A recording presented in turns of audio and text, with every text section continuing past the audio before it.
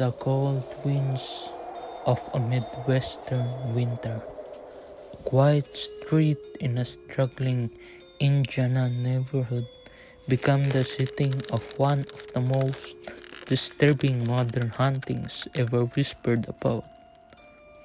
In 2012, a single mother, Marcia Evans, moved with her three children into a small rental home on Carolina Street. From the outside, it was nothing special.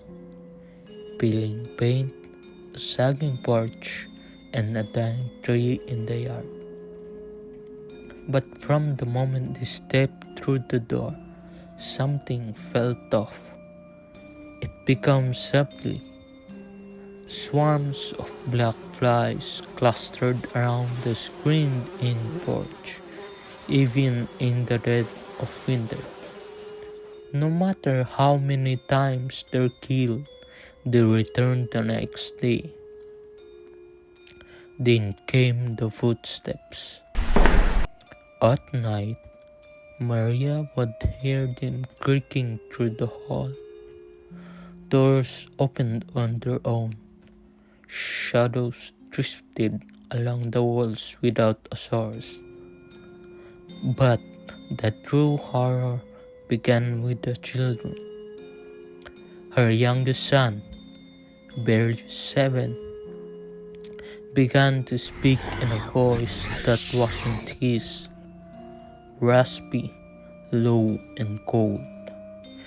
He described a man with red eyes watching him while he slept.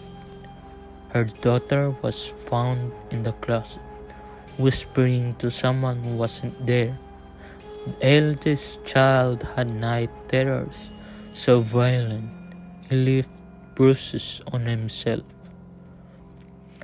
Doctors were called, therapists too, but no one had answers. Until one night, her youngest child was found unconscious and unresponsive. At the hospital, nurses and social workers gathered around. The boy opened his eyes and, according to 3 separate witnesses, walked backwards up a wall, flipped over his mother's head, and landed flat-footed on the ground. He had no memory of it. Word spread. Authorities investigate. Marcia was accused of exaggerating, but the reports piled up. A case worker saw furniture levitate. A police officer's radio malfunctioned the moment he stepped inside the home. Photographs captured strange mists and glowing figures. When a local priest was brought in, he immediately declared the house was infested. Not just haunted, something deeper, malevolent.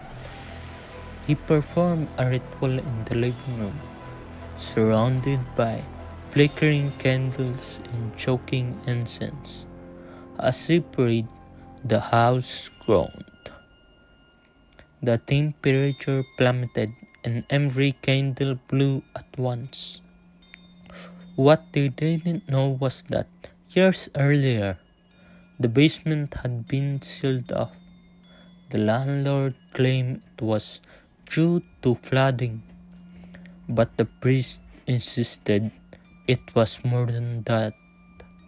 When Marcia and the police team finally entered, they found a circle of dirt, child-sized handprints on the cement, and a pentagram scorched beneath a torn tarp.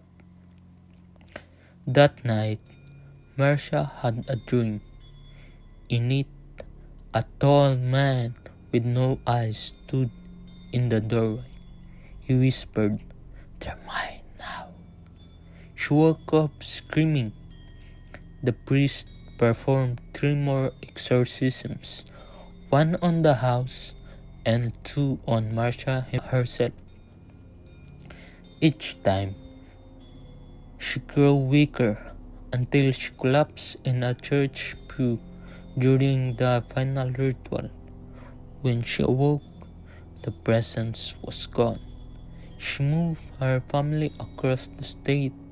The home on Carolina Street was abandoned, later demolished, but the whispers remain. Neighbors say they still hear children crying at night, though no one has lived there for years. And sometimes, when the wind howls just right, it carries a voice that doesn't belong.